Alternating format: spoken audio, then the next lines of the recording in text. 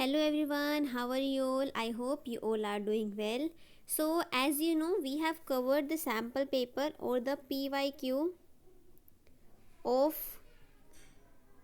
2024 class 12th chemistry. And so today we will cover the sample paper or the latest sample paper given by CBSE and it is of class 10th. तो आज हम cover कर रहे हैं class 10th के board exams के लिए। उनका भी बोर्ड एग्ज़ाम्स है। 12th का हमने एक प्रीवियस ईयर क्वेश्चन पेपर कर लिया है, तो कुछ हम बच्चों की एज़ पर द रिक्वायरमेंट आज हम क्लास 10th का कवर अप करेंगे। उन्हें भी थोड़ा आइडिया हो जाएगा कि किस तरीके से क्वेश्चंस आ रहे हैं। तो इस वीडियो में हम जो कवर अप करने वाले हैं वो CBSE का लेटेस्ट जो सैम्पल पेपर है वो कवर अप हम करने वाले हैं, ठीक है। और केमिस्ट्री सेक्शन ही कवर अप करेंगे। तो चलिए स्टार्ट करते हैं। आपको पता है केमिस्ट्री के फर्स्ट 1 to 7 आपके MCQ आते हैं, तो पहले हम वही करने वाले हैं। फिर असर्शन रीज़न आता है क्वेश्चन नंबर 17, ये आपके 1 मार्क्स के आने वाले हैं। सबसे पहले हम ये कवर अप करते हैं। तो देखिए सबसे पहला क्वेश्चन क्या कह रहे हैं, identify PQR in the following balanced reaction.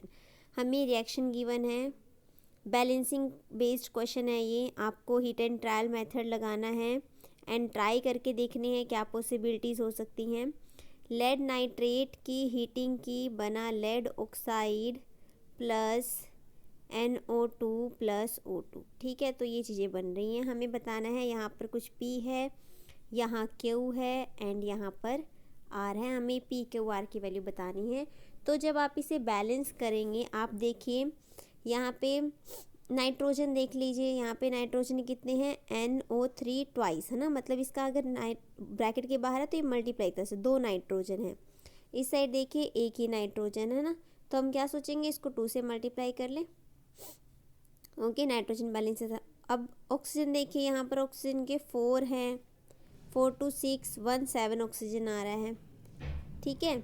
यहाँ पे ऑक्सीजन कितने हैं 2 3 6 ऑक्सीजन है। क्या किया जाए, अब क्या किया जाए, ऐसा करें, अगर हम ऑप्शंस रख के देख सकते हैं। जब आपको ऐसा लग रहा हो ना कि क्या किया जाए, अब हमें नहीं समझ आ रहा, तो आप क्या कीजिए, आप जो ऑप्शंस गिवन है वो ऑप्शंस रख करके आप ट्राई कर लीजिए क्या ऑप्शंस वो फिट बैठते हैं। जैसे कि मैं सबसे पहले फर्स्ट ऑप्शन रख के ट्राई कर रही हूँ। मैंने यहाँ P की जगह 2 रख दिया, Q की जगह 2 रख दिया, R की जगह 4 रख दिया, ठीक है। अब देख लीजिए लेड यहाँ 2 है, ओके लेड 2 फाइन। नाइट्रोजन के देख लीजिए कितने, देखिए जो आगे होगा ना वो इससे मल्टीप्लाई होगा, तो नाइट्रोजन की एक तरह से 4 हो गए, यहाँ नाइट्रोजन के 4 हैं, ठीक है। ऑक्सीजन के कितने हैं 6 2 12, यहाँ पे 2 8 10 और 2 12 नाइट्रोजन, ये सब बैलेंस्ड है। मतलब लकीली हमारा आंसर जो है वो फर्स्ट ही है, हमारा आंसर है। तो हमने फर्स्ट ऑप्शन जो ट्राई किया वही हमारा आंसर है। तो क्या हमारा आंसर हो जाएगा 2 2 4, P की वैल्यू 2, R की वैल्यू 2 एंड P की वैल्यू 2, Q की वैल्यू 2 एंड R की वैल्यू 2, है ना। तो हमारा इस क्वेश्चन का करेक्ट आंसर आने वाला है ऑप्शन ए, ठीक है। इसका करेक्ट आंसर आने वाला है option A. Okay, next question देखिए, match the column 1 with column 2 and select the correct option. Column 1 को कॉलम 2 से मैच करना है, करेक्ट ऑप्शन सेलेक्ट करना है। देखिए फर्स्ट इसमें है अ metal that forms amphoteric oxide. आपको पता ही, आपको 2 याद रखने हैं, एक आपको जिंक ऑक्साइड याद रखना है और एक आपको एल्यूमिनियम ऑक्साइड, जिसे हम एल्यूमिना भी बोलते हैं ना। दोनों का नेचर कैसा होता है, दोनों होते हैं एम्फोटेरिक ऑक्साइड। एम्फोटेरिक ऑक्साइड आपको पता है क्या होते हैं, ऐसे ऑक्साइड जो एसिड की तरह भी बिहेव कर सकते हैं और बेस की तरह भी बिहेव कर सकते हैं। किस पे डिपेंड करेगा, डिपेंड करेगा कि कौन से हमने सोल्यूशन में इसको लिया हुआ है, साथ वाला रिएक्टेंट कौन सा है उस पर डिपेंड करेगा। तो देखिए फर्स्ट को किससे मैच कर देंगे, एल्यूमिनियम से। Second, a metal which melts when kept on our palm. अब मेटल जो मेल्ट हो जाता है, जब उसको हम हाथ में लेते हैं तो मेल्ट हो जाता है, तो ऐसा मेटल होता है गैलियम। देखिए 2 ही मेटल होते हैं, एक होता है, ये याद रखने वाली चीज़ें हैं, गैलियम और सीजियम, ये आपको ध्यान रखना है। इनका जो मेल्टिंग पॉइंट होता है ये भी रूम टेम्परेचर पे होता है एक तरह से, बहुत ही कम। जब इसको हम हाथ पे रखते हैं तो ये मेल्ट हो जाता है। और आपको पता है ये ऐसा मेटल जो लिक्विड स्टेट पे प्रेजेंट है वो कौन सा है, यस मरकरी, ठीक है। तो B का ऑप्शन आप मैच कर देंगे। फर्स्ट से चेक कर लेते हैं, A का थर्ड इसमें है, ऑप्शन सी में नहीं है, ऑप्शन सी को हटा दो। बी का फर्स्ट ए और बी दोनों में ऑप्शन डी हटा दूँ। अब सी देख ली, a metal that react with nitric acid. अब नाइट्रिक एसिड के साथ जो मेटल रिएक्ट करता है, अच्छा एक हमें यहाँ गोल्ड गिवन है, एक मैंगनीज गिवन है। ओके, डी भी पढ़ लेते एक बार। A metal which can not displace hydrogen from acid. ऐसा मेटल जो हाइड्रोजन को डिस्प्लेस नहीं कर पाता एसिड से, कौन सा हो जाएगा वो मेटल? ऑब्वियस है वो मेटल हो जाएगा गोल्ड, है ना। तो मतलब अगर हमें बी का आपको नहीं पता ना, तो आप एलिमिनेशन मेथड से भी आप एक तरीके से इस क्वेश्चन को कर सकते हैं। तो इसका आंसर आ जाने वाला गोल्ड। बाकी ये चीज़ मैं आपको बताती हूँ, metal that reacts with nitric acid. देखिए, एक मैग्नीशियम और एक मैंगनीज, ठीक है, दोनों मेटल क्या है, ये नाइट्रिक एसिड के साथ रिएक्ट करते हैं और प्रोड्यूस करते हैं हाइड्रोजन गैस। ठीक है, ध्यान रखना है, मैग्नीशियम एंड मैंगनीज।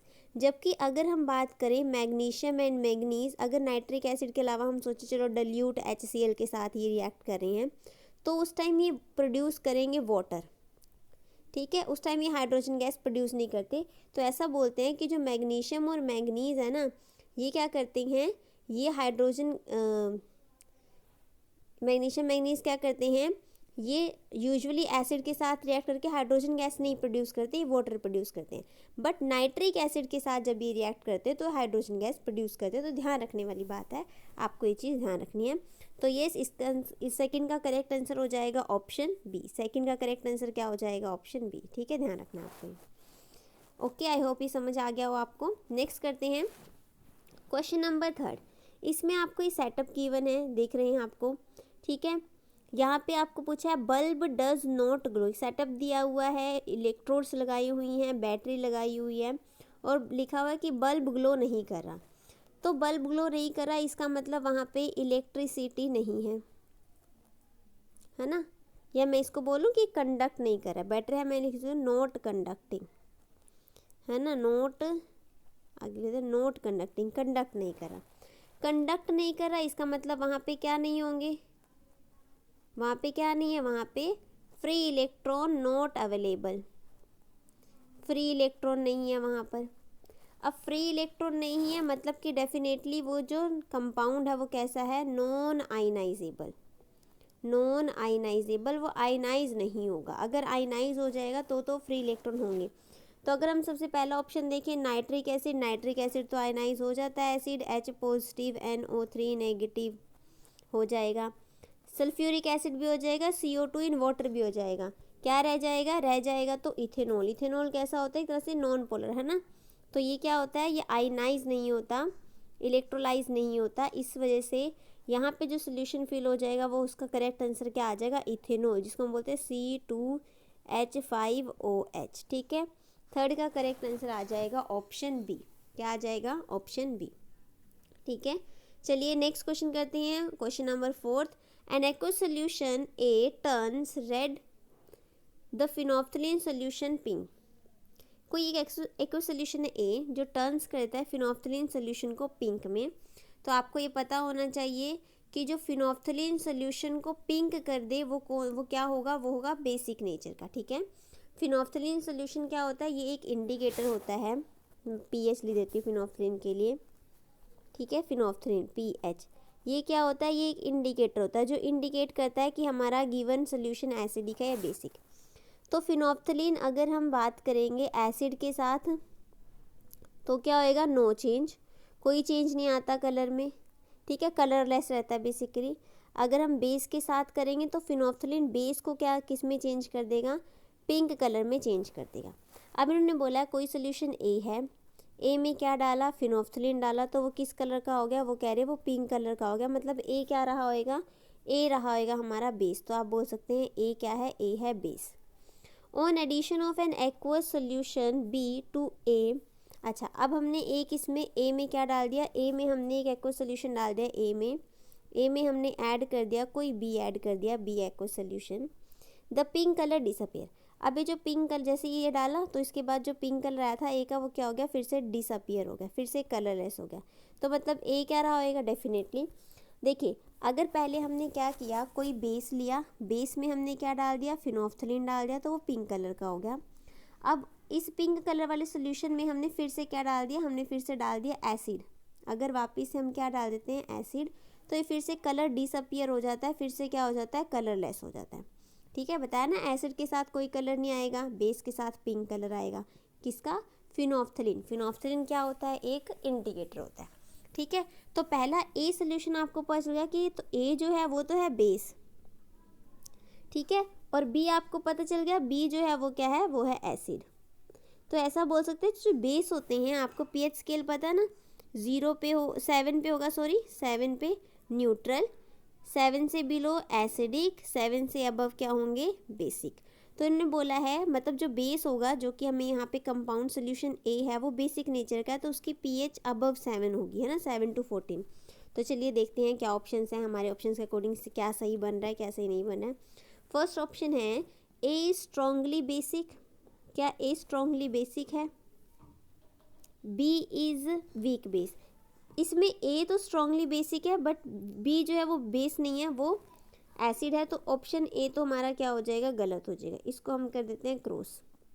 बी पढ़िए, A strongly acidic and B is weak acid. A क्या एसिड है? नहीं, ए तो बेस है, क्योंकि इंडिकेटर उसको पिंक कलर में चेंज करा फिनोल्फ्थलीन, तो ये क्वेश्चन गलत हो गया। थर्ड पढ़िए, A has a pH greater than 7 and B has a pH less than 7।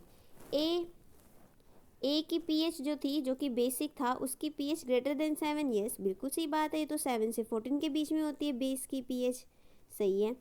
और जो बी जो एसिड था, उसकी पीएच लेस देन 7 होगी, ये भी बिल्कुल सही है कि बी की पीएच लेस देन 7 होगी। तो हमारा करेक्ट ऑप्शन क्या बन रहा है यहाँ पर, सी बन रहा है। एक बार डी भी पढ़ लेते हैं क्या है, A has a pH less than 7, B has a pH greater than 7, नहीं ये नहीं बनेगा। तो इस क्वेश्चन का जो करेक्ट आंसर आ जाएगा वो क्या आ जाएगा, ऑप्शन सी। ठीक है, तो आपका जो फोर्थ क्वेश्चन, फोर्थ एमसीक्यू है, इसका जो करेक्ट ऑप्शन आ जाएगा वो क्या बन जाएगा, ऑप्शन सी। ठीक है, आई होप आपको समझ आ गया होगा ये। नेक्स्ट क्वेश्चन करते हैं, इसको थोड़ा सा इरेज कर देती हूँ मैं एक बार। नेक्स्ट क्वेश्चन देखिए, when 50 gram of lead powder is added to 300 ml of blue copper sulphate. ठीक है, हमने 50 ग्राम लेड पाउडर लिया, उसमें हमने कॉपर सल्फेट में डाल दिया। After few hours solution become colourless. हमने क्या किया, लेड पाउडर लिया, उसमें डाल दिया कॉपर सल्फेट सोल्यूशन एक्वस, और ये आप सॉलिड ले सकते हैं लेड पाउडर। तो क्या हुआ, उसके बाद कह रहे कि थोड़ा टाइम के बाद कलरलेस सोल्यूशन बन गया। वो बन जाए कलरलेस सोल्यूशन किसका, लेड सल्फेट का, PbSO4, साथ में कॉपर निकल जाएगा ब्राउन कलर का। ठीक है, ऐसा आपको पता है solidified.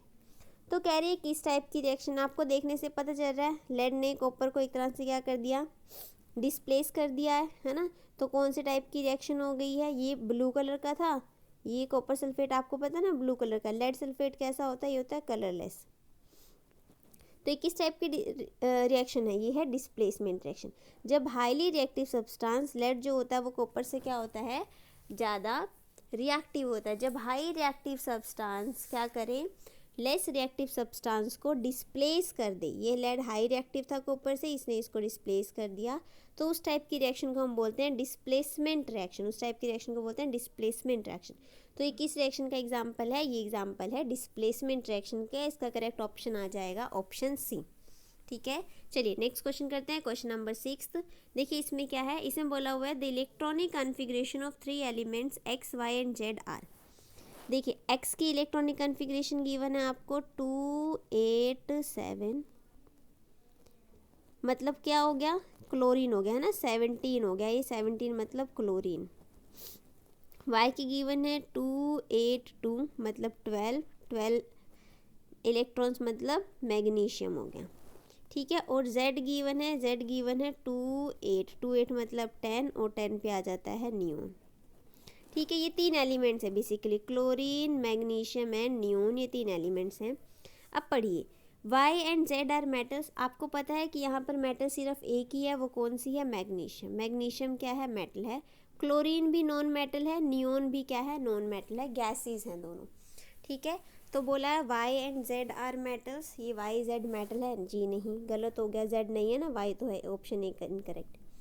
y and x are non metal, y and x, y तो मेटल है, नहीं ये भी गलत हो गया।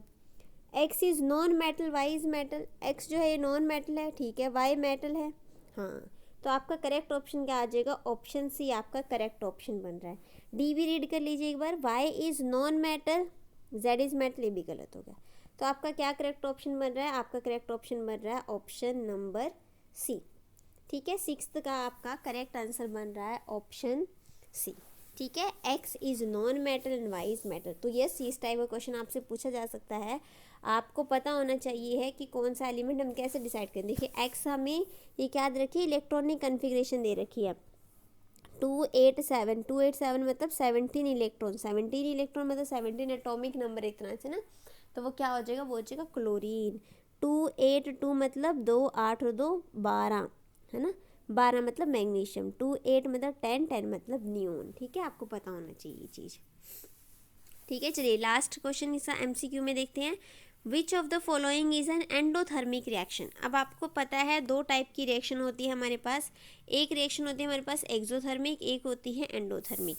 ठीक है, तो एंडोथर्मिक कौन सी होती है? जिसमें हीट रिक्वायर्ड होती है। एंडोथर्मिक रिएक्शन होती है ऐसी रिएक्शन जिसमें हम क्या करेंगे? हीट रिक्वायर्ड, जिसमें हमें हीट देनी पड़ेगी, वो होती है हमारी एंडोथर्मिक रिएक्शन। इसके लिए जो एंथैल्पी है डेल्टा एच की वैल्यू वो कैसी आती है? वो आती है पॉजिटिव, क्योंकि हम हीट दे रहे हैं। और दूसरी एक रिएक्शन होती है, इसको हम बोलते हैं एक्सोथर्मिक रिएक्शन। ठीक है, एक्सोथर्मिक रिएक्शन। एक्सोथर्मिक रिएक्शन होती है इसमें हीट रिलीज होती है, हीट रिलीज होती है इस टाइप की रिएक्शन में। यहाँ पे डेल्टा एच की जो वैल्यू होती है वो कैसी होती है? वो होती है नेगेटिव, क्योंकि हीट रिलीज हो रही है। ठीक है, अब पूछा है एंडोथर्मिक रिएक्शन कौन सी है? Burning of candle. कैंडल जब बर्न होती है तो वो हीट रिलीज करती है। ठीक है, कंबशन जो है वो एक्सोथर्मिक, बर्निंग ऑफ कैंडल तो कंबशन में आएगा। एंड कंबशन किसका एग्जाम्पल होता है? जहाँ भी ऑक्सीजन का रिक्वायरमेंट होके कंबशन हो रहा है वो एक्सोथर्मिक रिएक्शन आती है। ठीक है, decomposition of vegetable matter, decomposition भी एक्सोथर्मिक का ही एग्जाम्पल है, ये भी नहीं होगा। उसके बाद कुकिंग ऑफ फूड, देखो फूड बना रहे हैं तो उसके लिए हमें हीट देनी पड़ेगी, फूड कुक करेंगे तो उसके लिए हमें हीट देनी पड़ेगी। तो इसका जो हमारा करेक्ट आंसर आ जाएगा वो आ जाएगा option B. Cooking of food क्या है? एंडोथर्मिक रिएक्शन है, इसके लिए हमको हीट देनी पड़ेगी। ठीक है, आई होप आपको ये क्वेश्चन एमसीक्यू समझ आ गई होंगी। ठीक है, नेक्स्ट हम करते हैं हमारा असर्शन रीजन का एक क्वेश्चन। ठीक है, चलिए क्वेश्चन नंबर 17 जो असर्शन रीजन का है, देखिए असर्शन पढ़िए। On adding dilute HCl to a test tube containing substance X, a colorless gas is produced which give a pop sound test when burning with matchstick is brought near it। कोई एक X substance था, इसमें हमने क्या डाला? Dilute HCl डाला, तो कह रहे गैस प्रोड्यूस हो रही है। वो गैस कौन सी है? वो गैस है हाइड्रोजन। आपको पता होगा कलरलेस गैस, यहाँ पे लिखा है सबसे इम्पोर्टेंट पॉइंट, यहाँ लिखा है pop sound test, pop sound test. तो जो पॉप साउंड टेस्ट होता है वो किसके लिए होता है? वो हाइड्रोजन गैस की प्रेजेंस को डिटेक्ट करने के लिए होता है। हाइड्रोजन गैस की प्रेजेंस को चेक करना है तो पॉप साउंड टेस्ट। जैसे कार्बन डाइऑक्साइड की प्रेजेंस को चेक करना होता है तो हम लाइम वाटर टेस्ट करते हैं। सिमिलरली हाइड्रोजन गैस की प्रेजेंस को चेक करने के लिए हम करते हैं पॉप साउंड टेस्ट। तो इन्होंने बोला कि पॉप साउंड टेस्ट होगा जैसे ही हम इसके नियर कैंडल लेकर के आएंगे इस गैस के, तो पॉप जैसे साउंड आएगी। तो पता चल गया, वहाँ से कंफर्म हो गया, वहाँ से क्या कंफर्म होगा कि हाइड्रोजन गैस रिलीज हो रही है। अब आपको पता है जब भी हम किसी मेटल में, जब भी हम क्या करते हैं, किसी मेटल में हम डाइल्यूट HCl या एसिड डालते हैं तो हमें क्या मिलता है? हमें मिलता है सॉल्ट प्लस साथ में हमें मिलता है हाइड्रोजन गैस। तो असर्शन तो बिल्कुल सही है, असर्शन तो क्या है? असर्शन बिल्कुल सही है। एक बार हम क्या देखेंगे, एक बार हम रीज़न भी रीड करेंगे। रीज़न देखिए क्या लिखा हुआ है। In this reaction metal X is displaced by hydrogen. बोला हुआ है इस रिएक्शन में क्या हुआ, जो मेटल X है वो किससे डिस्प्लेस्ड हो गया है? जैसे डाइल्यूट HCl में जो डाइल्यूट HCl था ना, वो जो हाइड्रोजन है ना, उस मेटल X जो है वो उससे डिस्प्लेस हो गया है।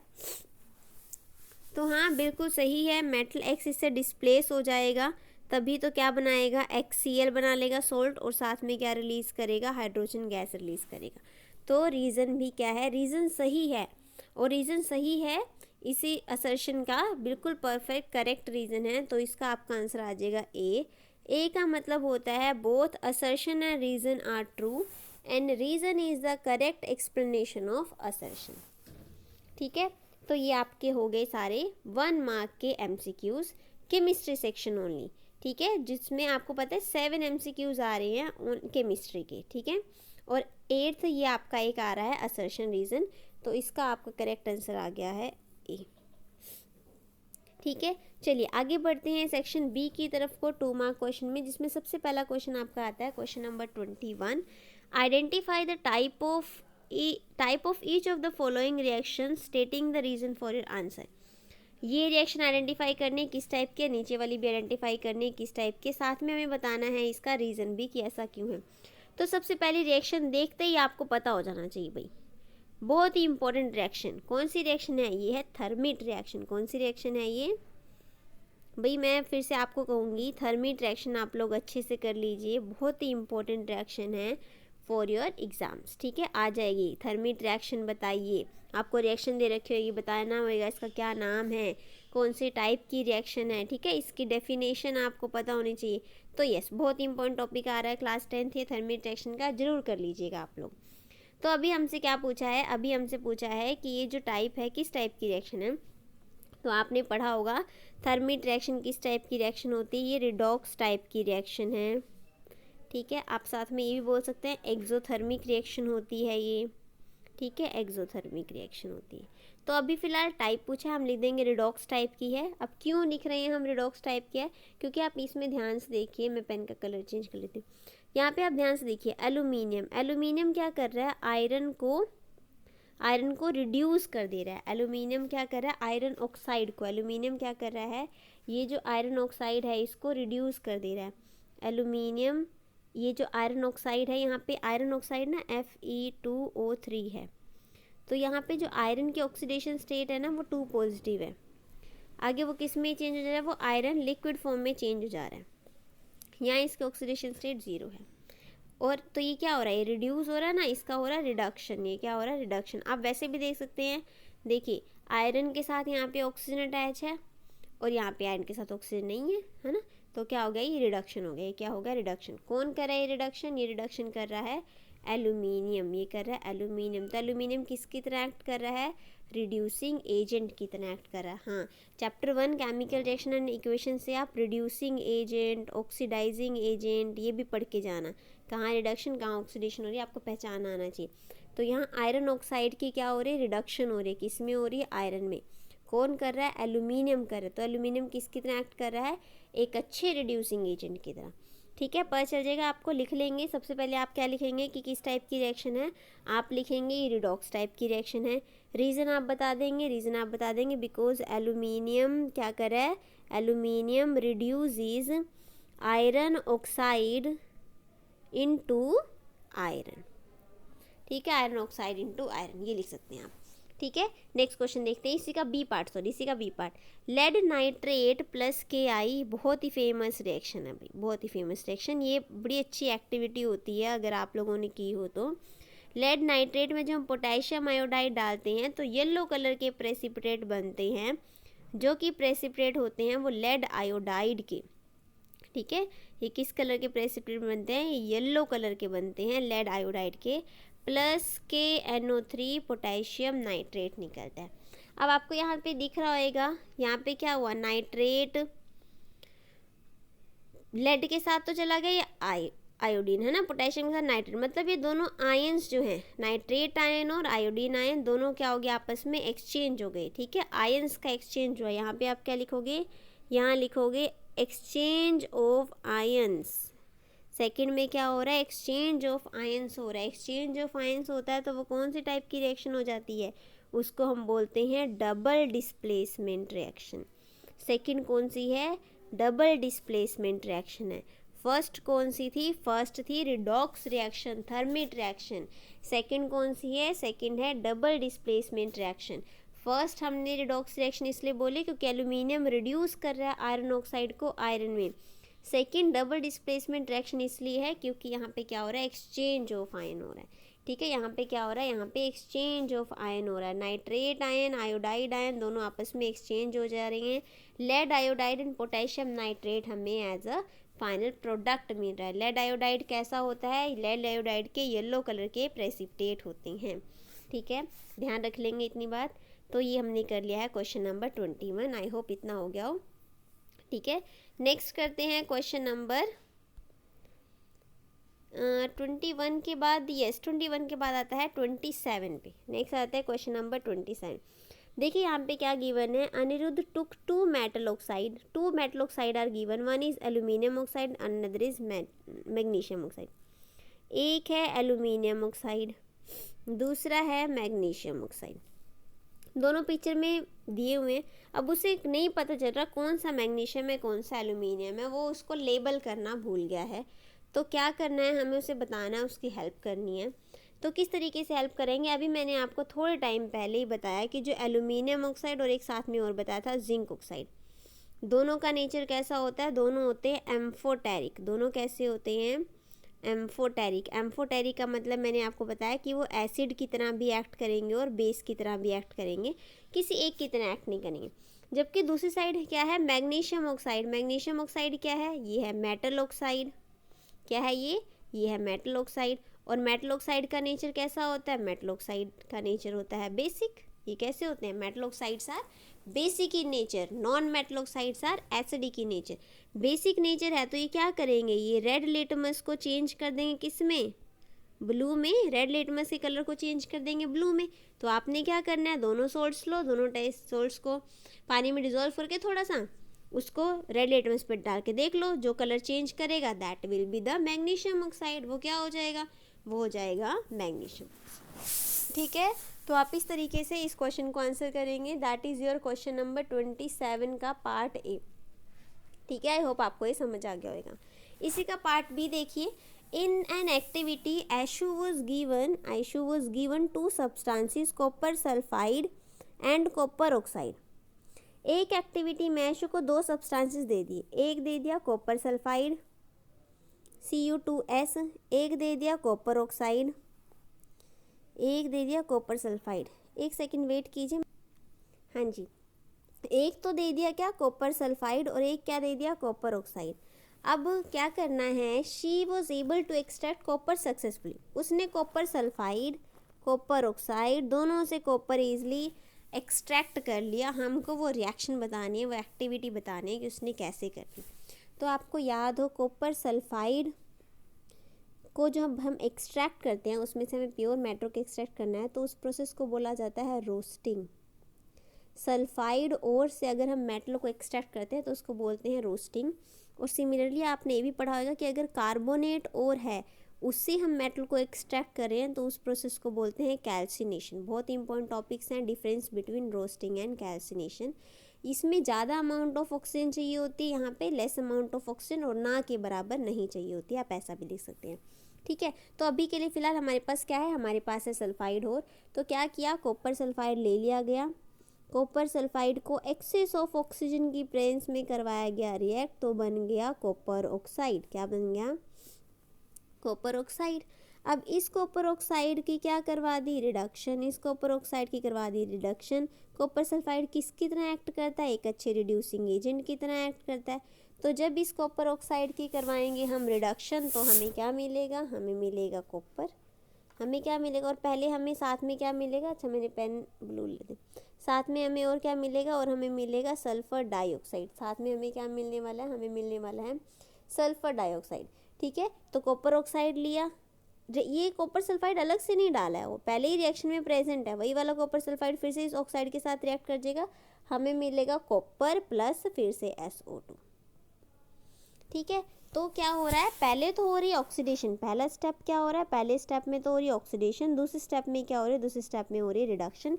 इस तरीके से हम कॉपर सल्फाइड से क्या बना सकते हैं, प्योर कॉपर मेटल को हम एक्सट्रैक्ट कर सकते हैं।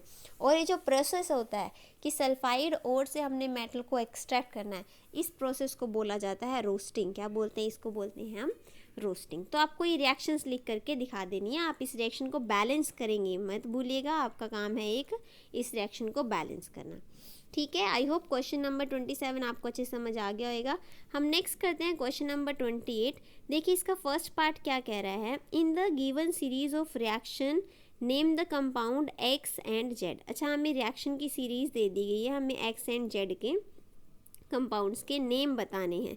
ओके, तो अगर एनसीईआरटी में ये reaction as it is given है कि जब हम क्या करते हैं NaCl में वाटर, CO2 और अमोनिया के साथ इसकी करवाते हैं, अमोनिया पेन चेंज करना पड़ेगा, के साथ इसकी हम करवाते हैं रिएक्शन, तो हमें मिलता है एक X बोला है इन्होंने और एक Y बोला है इन्होंने, दोनों बता देती हूँ मैं। X तो बनेगा जिसे हम बोलते हैं सोडियम बाइकार्बोनेट, जिसे हम क्या बोलते हैं, सोडियम बाइकार्बोनेट, जिसको बोला जाता है क्या, बेकिंग सोडा, है ना, बेकिंग सोडा। ठीक है, Y मिलता है अमोनियम क्लोराइड, Y मिलता है अमोनियम क्लोराइड। अब क्या बोला है कि जब हमने इसकी फर्दर रिएक्शन करवाई, इस X की रिएक्शन इसको हीट करवाया, तो हमें मिला Z, हमें क्या मिला, Z जो यहाँ मिला है, इस Z का नाम है सोडियम कार्बोनेट, इसका नाम क्या है, सोडियम कार्बोनेट। ठीक है, अब जब इसकी हम आगे रिएक्शन करवाते हैं सोडियम कार्बोनेट की 10 मोल्स ऑफ वाटर के साथ, तो हमें मिलता है, इसके साथ अटैच हो जाएगा 10 moles of water dot 10 H2O। इसको बोला जाता है वॉशिंग सोडा, इसे क्या बोलते हैं हम, washing soda, baking soda and washing soda. ये क्या था हमारा, बेकिंग सोडा। ठीक है, ध्यान रखना। साथ में Z के क्या है, H2O है और CO2। अब मैंने सारी रिएक्शंस आपको बता दिए हैं। इन्होंने पूछा XZ क्या है, आप बता सकते हैं X है हमारे पास सोडियम बाइकार्बोनेट, लिखना है आपने। आप क्या लिखेंगे, X is equal to NaHCO3। ठीक है, Z बताएंगे आप, Z is equal to sodium carbonate Na2CO3 and Q भी बता, Q पूछा नहीं है तो नहीं बताना, XZ बता देना जो पूछा है। ठीक है, ऐसे कर लेना, आपको हो जाएगा। सेकंड क्वेश्चन पढ़िए। सेकंड क्वेश्चन है which type of reaction is X2Z। अच्छा, ये जो रिएक्शन हो रही है कि X से, ये वाली X को हम हीट करें और Z बन रहा है, सोडियम बाइकार्बोनेट को हम हीट करें और सोडियम कार्बोनेट बन रहा है, ये कौन सी रिएक्शन है, हीटिंग वाली रिएक्शन है ना, यस, इसको बोलते हैं डीकम्पोजिशन। ये कौन सी रिएक्शन है, सेकंड का आंसर आ जाएगा आपका, ये डीकम्पोजिशन हो रहा है। और मोर प्रिसाइसली आप क्या लिख सकते हैं इसको, थर्मल डीकम्पोजिशन। डीकम्पोजिशन के भी टाइप होते हैं कि हम उसको लाइट की प्रेजेंस में डीकम्पोज करें या हीट की प्रेजेंस में डीकम्पोज करें। तो अभी हम ये साइन जो होता है ना ट्रायंगल, हीट का होता है, हम हीट के साथ करें ना, तो इसलिए इसको बोलेंगे थर्मल डीकम्पोजिशन। ठीक है, तो कौन सी रिएक्शन हो रही है, थर्मल डीकम्पोजिशन। आप सेकंड का आंसर लिख सकते हैं। ओके, समझ आ गया फर्स्ट और सेकंड पार्ट। थर्ड पार्ट देखिए इसी का, you are given 3 unknown solutions, हमें 3 अननोन सोल्यूशंस गिवन है A, B, C with pH value 6, 8, 9.5 respectively. In which solution will the maximum number of hydrogen ion be present? Arrange the given sample in the increasing order of H positive ion concentration. हमें 3 sample given है, wait a second मैं page, देखिए हमें 3 sample given है A, B, C। A की यहाँ पे हमें तीनों के लिए pH वैल्यू गिवन है 6, 8, 9.5। हमसे पूछा है कि कौन ज़्यादा H पॉजिटिव आयन कॉन्सेंट्रेशन किसकी ज़्यादा होगी। देखिए, जितना स्ट्रॉन्ग एसिड होगा, जितना उसका एसिडिक नेचर होगा, उतनी ज़्यादा उसकी H पॉजिटिव आयन की कॉन्सेंट्रेशन होगी, उतना ज़्यादा वो H पॉजिटिव आयन रिलीज़ करेगा। ऑफ कोर्स pH वैल्यू आपको पता है, अगर यहाँ पे 7 है दैट इज़ न्यूट्रल, 7 अबव है तो बेसिक, 7 बिलो है तो एसिडिक। तो आपको दिख रहा है यहाँ पर 6 है, जो 6 है मतलब वो क्या होगा, 6 वाला यहाँ पे 6 होगा, है ना, ये होगा एसिडिक। फिर इसके बाद 8 वाला क्या हो जाएगा, 8 वाला कुछ यहाँ होगा 8, और 9.5 भी कुछ यहाँ पर होएगा 9.5। ठीक है, तो ये दो तो क्या है, ये दो तो हैं बेसिक, एक है एसिडिक। तो आपको पता चलेगा जो एसिडिक होएगा उसी में H पॉजिटिव आयन सबसे ज़्यादा होंगे ना। तो आपको क्या पता चलता है यहाँ से कि सबसे स्ट्रॉन्ग एसिड तो कौन से वाला है, यहाँ पर A है ना, A सबसे ज़्यादा एसिडिक रहने वाला है, फिर B रहने वाला है, फिर C। तो कहने का मतलब H पॉजिटिव आयन की कॉन्सेंट्रेशन भी सबसे ज़्यादा A दे रिलीज़ करेगा, फिर B प्रोड्यूस करेगा, फिर C में होगी H पॉजिटिव आयन की कॉन्सेंट्रेशन सबसे ज़्यादा। तो ऑर्डर क्या हो जाने वाला है, इसका ऑर्डर हो जाने वाला है A, B देन C। ठीक है, C में H पॉजिटिव आयन की कॉन्सेंट्रेशन सबसे कम होने वाली है। ठीक है, इजी क्वेश्चन था, थोड़ा सा समझने की है, सभी चीज़ें समझने की हैं, आप इजीली कर सकते हैं इनको अगर आप इजीली समझ जाएंगे। ओके, नेक्स्ट है इसी का और में है, ये भी कर लेते हैं एक बार। B sting is treated with baking soda paste whereas wasp sting is treated with dilute vinegar. अब बताना है ऐसा क्यों है। देखिए, baking soda paste, baking soda किसकी तरह एक्ट करता है, बेस की तरह एक्ट करता है। तो आप इसका सिंपल आंसर लिख सकते हैं कि जो बी स्टिंग है उसका नेचर कैसा होएगा, उसका नेचर तो होने वाला है एसिडिक, उसका नेचर होने वाला एसिडिक। तभी हम उसको ट्रीट करने के लिए क्या यूज़ कर रहे हैं, सोडियम बाइकार्बोनेट यूज़ कर रहे हैं। ठीक है, जिसका नेचर होता है ये होता है बेसिक, है ना, एसिड को ट्रीट करने के लिए हम बेस डाल रहे हैं। जबकि जो वास्प स्टिंग है वो कैसे होने वाला है, वास्प स्टिंग होने वाला है बेसिक नेचर का। वास्प स्टिंग क्या होने वाला है, वास्प स्टिंग की अगर हम बात करें तो वो कैसा होगा, वो होगा बेसिक, बेसिक का होगा वो। तभी उसको ट्रीट करने के लिए हम क्या डालेंगे, हम डालेंगे विनेगर। और विनेगर कैसा होता है, विनेगर एसिडिक होता है, इसलिए हम बेसिक को ट्रीट करने के लिए एसिडिक डालेंगे और एसिड के इफेक्ट को न्यूट्रलाइज करने के लिए हम बेस डालेंगे। ठीक है, तो आप ऐसे लिख सकते हैं because bee sting is acidic in nature and wasp sting is basic in nature. आप इतना सा इसको इजिली एक्सप्लेन कर सकते हैं, bee sting is acidic in nature, wasp sting is basic in nature, बस ये लिखना है आपको इसमें। Next second question, farmers treat soil with quick lime when tilling. ठीक है, तो क्विक लाइम के साथ फार्मर सॉइल को इसलिए ट्रीट करते हैं, आप इसमें लिख सकते हैं to enhance the property of soil, है ना। और एक्चुअल में क्या होता है, सॉइल क्या हो जाती है जब हम उस पर खेती करते हैं तो उसका नेचर हो जाता है एसिडिक, है ना। तो उस एसिडिक नेचर को क्या करने के लिए, बेसिक करने के लिए, या फिर आप ऐसे बोल सकते हैं कि न्यूट्रलाइज करने के लिए, न्यूट्रलाइज करने के लिए उसमें क्या डाल दिया जाता है, उसमें डालते हैं क्विक लाइम। ठीक है, जो कि बेसिक नेचर का होता है क्विक लाइम, आपको पता है ना, CaO, ये मिलाते हैं ताकि वो न्यूट्रलाइज हो जाए, उसकी फर्टिलिटी सही हो जाए, है ना, न्यूट्रल करने के लिए। या सॉइल को आप क्या लिख सकते हो, आप लिख सकते हो सॉइल को न्यूट्रल करने के लिए या फिर बेसिक करने के लिए हम क्या करते हैं, उसको क्विक लाइम के साथ उसको रिएक्ट करवाते हैं। ठीक है, तो आप क्या लिख सकते हैं, आप इसका answer to make soil basic और न्यूट्रल।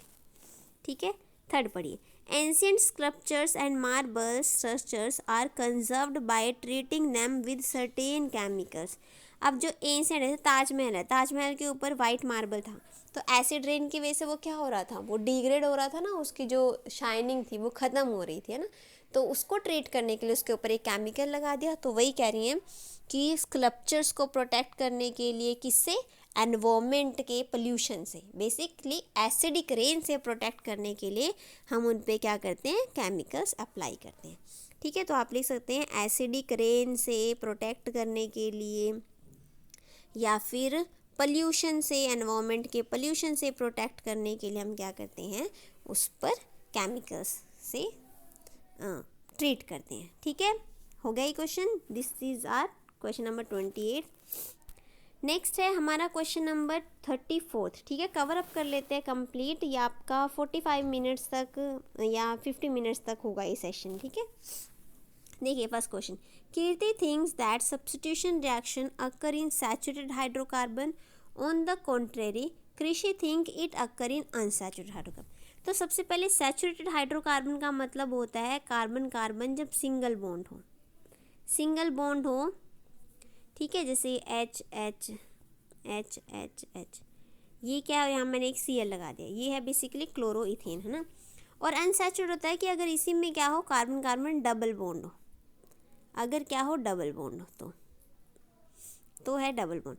तो कीर्ति का कहना है कि जो जब सैचुरेटेड होगा ना, मतलब सिंगल बॉन्ड होगा, तब होने वाली है क्या, सब्स्टिट्यूशन रिएक्शन।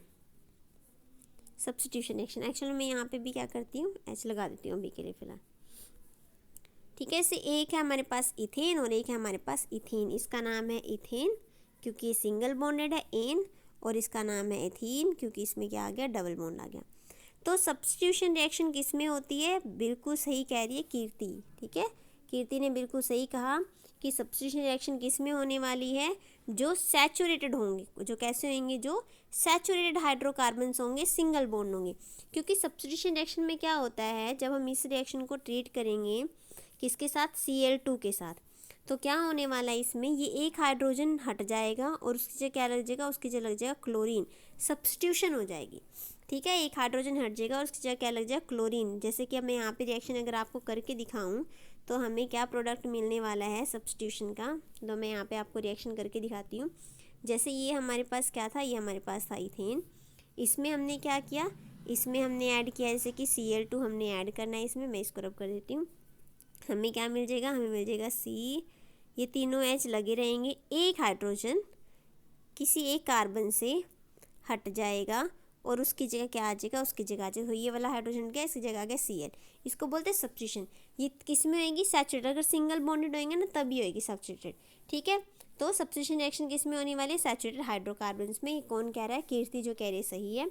अनसैचुरेटेड में क्या होएगी, अगर हमारे पास ये वाला है अनसैचुरेटेड है तो इसमें होती है एडिशन रिएक्शन। इसमें क्या होती है, एडिशन रिएक्शन। जैसे कि अगर हमारे पास ये अनसैचुरेटेड रहेगा ना और इसमें हमने एडिशन रिएक्शन करनी है तो मैं इसमें क्या करूँगी, मैं इसमें ऐड कर दूँगी H2। याद है हाइड्रोजनेशन रिएक्शन NCERT की, इसमें आप H2 ऐड करेंगे तो ये क्या आएगा, डबल बॉन्ड ब्रेक हो जाएगा। डबल बॉन्ड ब्रेक हो जाएगा किस में, सिंगल बॉन्ड में। और अब जैसे पहले 2 हाइड्रोजन ऐड थे ना एक कार्बन पे, अब 3 हो जाएंगे।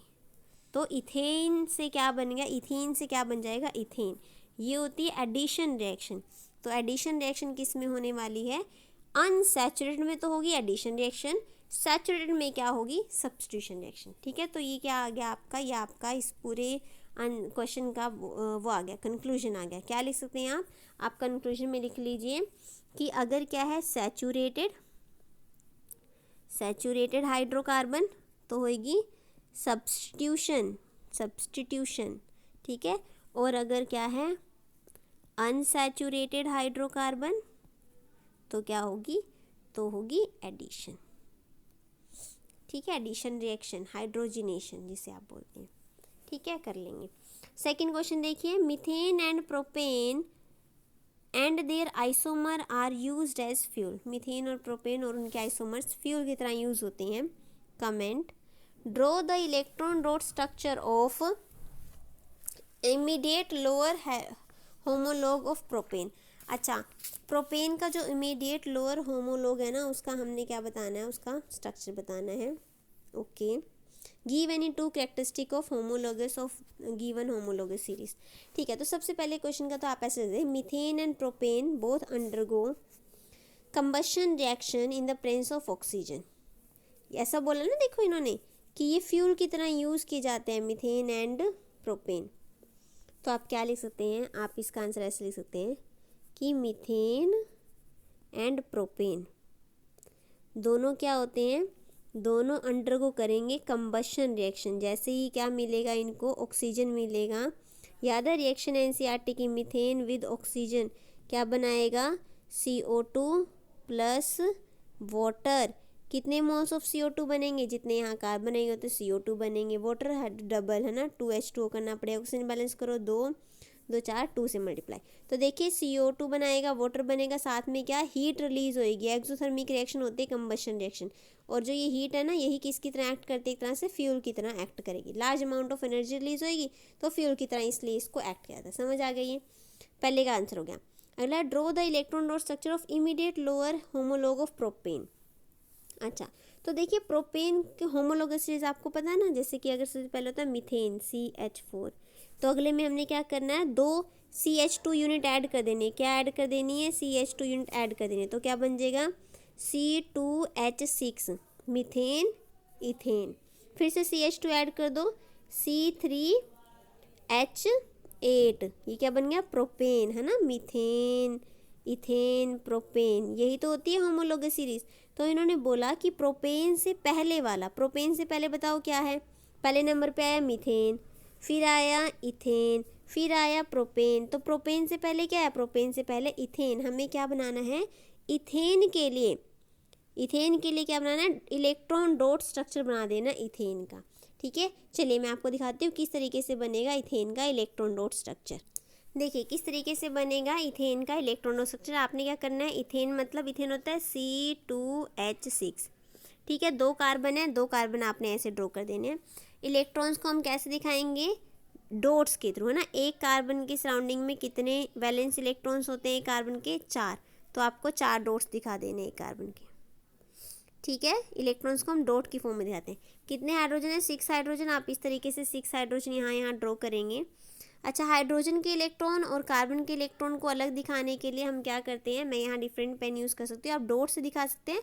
बुक्स में क्रॉस भी दिया होता है तो आप क्रॉस भी लिख सकते हैं। हाइड्रोजन के पास एक इलेक्ट्रॉन होता है तो एक डॉट दिखाना है, ठीक है। उसके बाद इनकी इलेक्ट्रॉन की शेयरिंग, हाइड्रोजन अपना डुप्लेट कंप्लीट करेगा, एक इलेक्ट्रॉन कार्बन से लेकर के शेयर हो रहे हैं, कोवलेंट बॉन्ड बन रहा है ये म्यूचुअल शेयरिंग से। एक इलेक्ट्रॉन सारे हाइड्रोजन इस तरीके से कार्बन से शेयर कर लेंगे और एक बॉन्ड बना लेंगे। कार्बन क्या करेगा? कार्बन अपना इलेक्ट्रॉन का 4 ऑलरेडी हैं, देखिए 1 2 3 4 ऑलरेडी हैं। बाकी के 4 3 हाइड्रोजन से लेगा और एक कार्बन से लेगा। ये कार्बन ने बॉन्ड बना लिया। सिमिलरली दूसरा कार्बन भी ऐसे करेगा। तो ये क्या बन जाएगा? ये बन जाएगा इलेक्ट्रॉन डॉट स्ट्रक्चर किसका? इथेन का। आपने बना देना ये कार्बन, इनके बीच में ऐसे सिंगल बॉन्ड बन गया ना, ये ऐसे दिखाना है, ये सिंगल बॉन्ड दूसरा कार्बन और सारे 3 6 हाइड्रोजन इस तरीके से आपने दिखा देने हैं। ये क्या बन गया? ये बन गया आपका इलेक्ट्रॉन डॉट स्ट्रक्चर किसका? इथेन का। इस तरीके से आप बनाएंगे, ठीक है। अभी हमारा 34th का क्वेश्चन नंबर 3 रहता है। इसी का एक पार्ट और है, बी पार्ट, और इसी सीरीज़ में क्वेश्चन नंबर 37 भी है। तो अभी हमारे ये 3 क्वेश्चंस हैं जो कि हम ऐसा करेंगे कल एक और सैम्पल पेपर के साथ ये 3 क्वेश्चन वो भी डिस्कस कर लेंगे, ठीक है। तो आज के लिए इतना ही, वीडियो लंबा ना हो इसलिए मैं यहीं पे स्टॉप कर रही हूँ, कल इसको फिर से कंटिन्यू कर लेंगे, ठीक है। Thank you so much for watching. I hope आपको ये वीडियो अच्छा लगा होगा। Do share and like. Thank you so much for watching. Bye bye.